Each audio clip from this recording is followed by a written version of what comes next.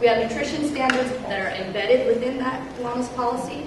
So everything on ESD Dime is going to follow the Energize Your Meeting standards that the Department of Health created. And what we really hope happens with that is that it moves beyond the ESD dollar, but really gets into the culture of potlucks and just kind of the get-the-gatherings that people have, and maybe those events will start changing as well. That's really what the long-term goal is. Healthy vendors pilot. So Kathleen wanted to talk about spread. We are like big believers in pilots. Try something out in small pockets of your agency, see how it goes, what the failures are, what the change package says to do, and then move and spread. And so that's kind of what we've done. We've chosen 5 sites that are doing healthy vending, and they're doing the Fit program as well. So again, thanks to Department of Health, another strong partner. And so it's actually changing vendor contracts, right, and agreements. This is making some solid changes. But the real key is that all these other sites are now saying, we really want that. How do we get to be a part of that? So people are seeing that this is successful and important. And whether or not vending is like the all or it is not the point. It's that things are starting to change and people are starting to see change. And so you watch the momentum build, right? And then other sites want to get involved. We do have a couple goals for those two, the nutrition standards and healthy vendors pilot in the wellness policy. By 2010, we have, we changed it a couple of times, but you can see in the policy itself that we have a goal of a certain percentage of the agency being in agreement with the nutrition standards and healthy vending. So that's kind of how you can start tying it to making some long-term change.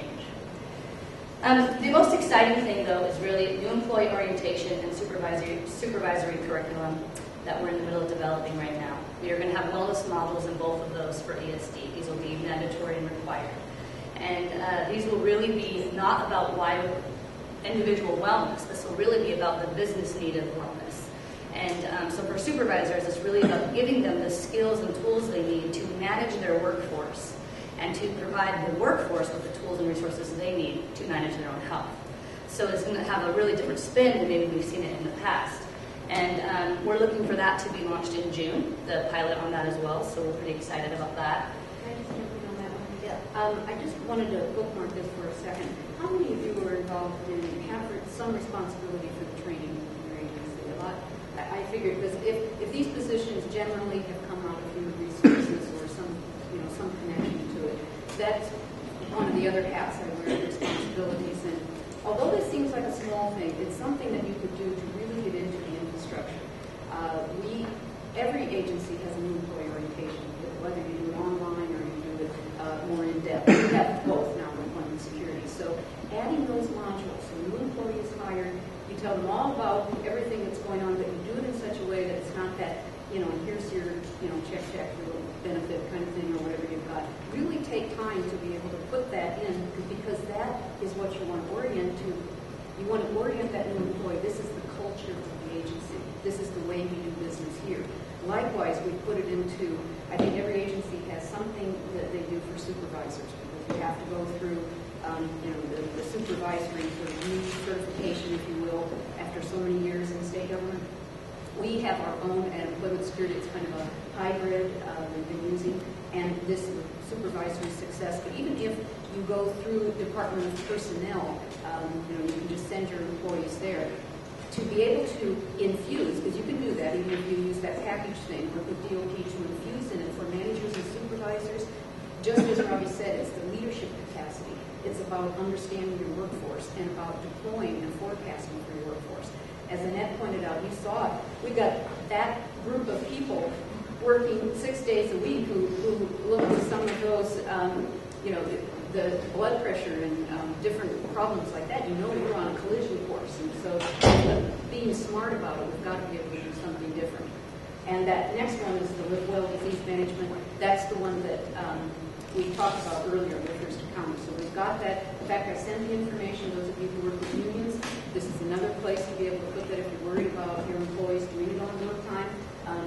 We work with the Federation. We only have one union in employment security, but I think the reaction will probably be the same. It's great for employees, and particularly right now, unions are looking for some wins, I think, with the salary issue is there, and it's like, well, what are we doing today for you when you're paying us fees?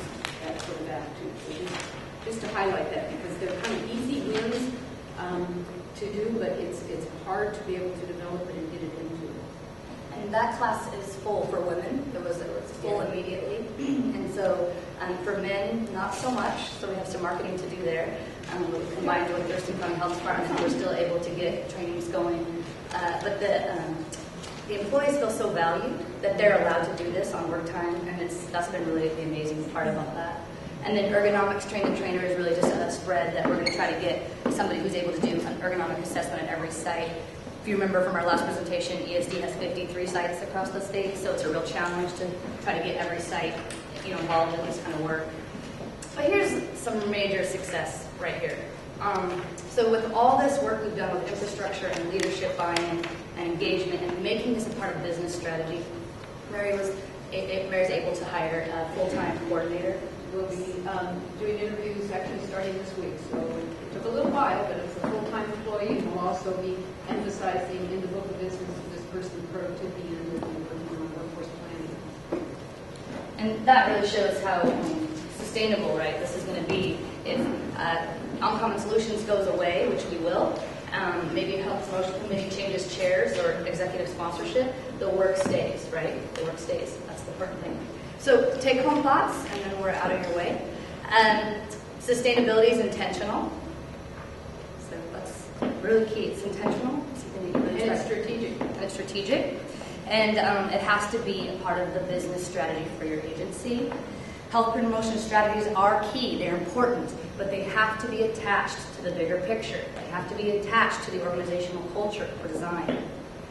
And then don't let the current events, right, what's happening right now, whether it's workforce reduction or increased workload, whatever the case is, don't let that be your barrier. Figure out how to use that to your advantage. Figure out how to meet your goals in that way. And there's a lot of ways to get at that, and we're out of time, so we're going to stop talking. Kathleen is standing. Thank you, guys. Well, if there's any questions or anything, I don't know if we have a minute, or if not, we can do it offline. When you were developing your policies within ESD, were there some tips you could give us on things to consider that the union will have heartburn over? Well, I think we did a policy scan first. We talked about that the last time to see what were there going to be any things that would conflict. And then we really went back to the business. We took it with an eye. I think that's always a consideration, but we took it with an eye. We called out this word of health and productivity in our strategic plan for the agency. And so this made it a natural policy to give parameters about how would we actually implement this. So I guess not specifically, it always has to be part of your ongoing assumption and consideration, but they were involved in every step of the process. I think, it's really a relation, right?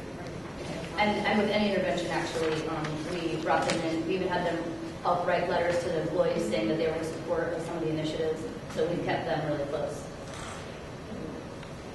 Do I need thanks?